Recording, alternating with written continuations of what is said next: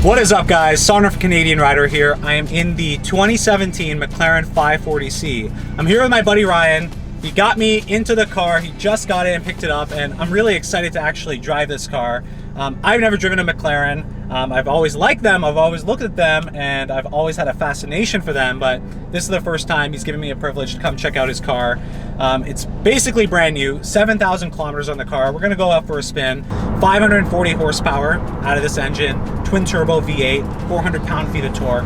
So lots of power in this car, and especially on like driving on the roads when you want to rip it on some of these roads here. Like, oh, it's exciting, man. We actually have all my camera gear in the front frunk, and it's larger than the R8s. And then you have a nice little cubby space right here for golfing. You can go ahead and take your golf clubs in. Not just golf clubs. I actually did put my hockey gear. I play hockey.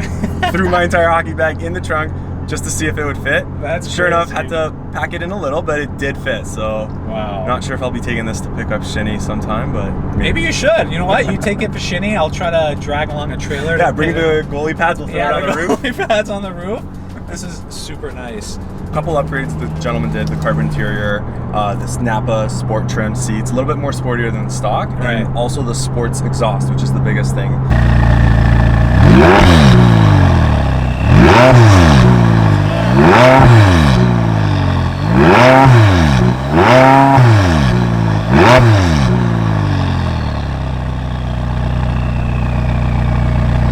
It does have the nice doors on this. The, what do you call them? The Lambo the doors? Dihedral. Is that what they're called? The dihedral doors? Dihedral butterfly is actually the word. You guys are going to be seeing some video clips now. It's stunning. It has a profile that reminds me of my R8. Again, it's something that's not like, and I personally don't like bigger looking sports cars. I like the sports cars that are of a slimmer profile, slimmer design, more of a timeless design. I think this car has that as well.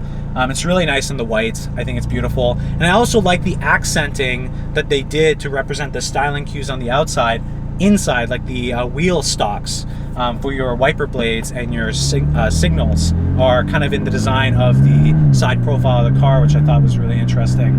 And the 540C is really, I think it's the, you know, McLaren came out with the 12C that we talked about, which had a bunch of reliability issues, and a lot of people complained about that car. Depreciation wasn't the greatest on that car, but they really did a huge upgrade and kind of revamped in terms of their reliability and maintenance on the 540C, and even on the 570S and the 720S, from everything I've read on the forum. In terms of reliability. Yeah, that was one of the bigger factors that convinced me to go ahead with this car. Did a lot of research, McLaren forums, looked truthfully.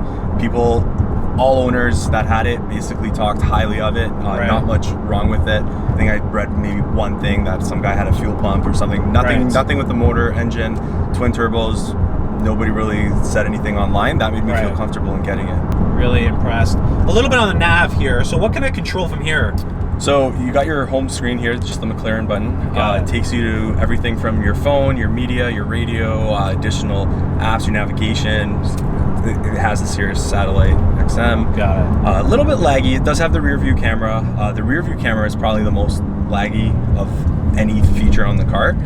Like how long does it take to like come up if you're reversing? Oh, it comes up instantaneously if you hit in reverse. So but one thing you'll notice is the minute it comes up, if you are moving, oh, I see. Like you can see the frames per second are like really low. It is a little bit laggy, so you do have to be careful that you don't back into a wall or whatever you're doing. So am I in drive now? You are. Once you start going. Oh, once you start. So if I let go and just put a little, there we go. Cancel itself out.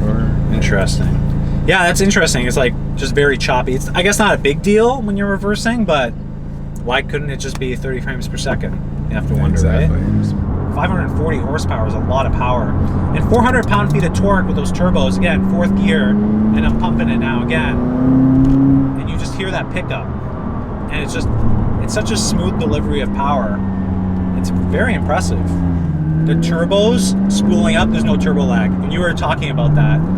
That's right. So, like I told you, I have the Infinity Q60 S, 400 horses, twin turbo, but the turbos are a little delayed. Even though it's like that split second, as a driver, you do feel that, right? It's so compliant. I would have expected this to be like really rough.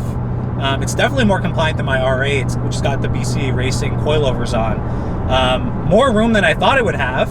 It's pretty spacious. And you said you were looking at a 2017 R8, but Correct. It was not enough room for you. You're 6'2", 6'1"? Probably just around 6'1". 6'1". So originally I was looking at the 2017 Audi R8, went to the dealership, test drove that guy, and right off the start, before I could even leave the dealership, I just felt that my hamstring wasn't touching the bottom of the seat. Right. Checked it out, looked what I could do, pushed the seat as far back as I could, and It just did not feel right. Granted, the car is nice. Liked it. It was kind of a childhood dream. Don't worry, you won't offend me if you don't tell me you don't like the R8. No. I wanted the R8. So long story short, obviously I do a lot of watching videos on YouTube, and there was a gentleman comparing the Huracan, the GT3 Porsche. He also had the 570S McLaren. And which is like the tuned version of the 540C. Right. And he also had the R8. So he basically compared the 4 cars, and he's 6'4". He said of all the cars, he felt the most comfortable in the McLaren. So that sparked me to kind of go test drive it, figure it out, and right off the bat, it's very comfortable. Yeah, it's honestly super compliant. I'm kind of surprised. I thought my R8 was like the compliant daily driver supercar, and here I am, like, it's so comfortable. The seating position's great. I feel in control. The inside of this car is beautiful. Carbon fiber decorated everywhere. Pure digital gauge cluster. It's got the digital dash. You can adjust all your AC, everything here. Your main controls are here. We'll kind of talk about that. We're just in normal mode, but you can go into track mode. You can adjust these settings. You can move it into, like I keep it in sport, but if you put it into the track mode and the track mode for both, it changes the display into like a Formula 1 car. Oh, and the display changes. Yeah. That is super neat.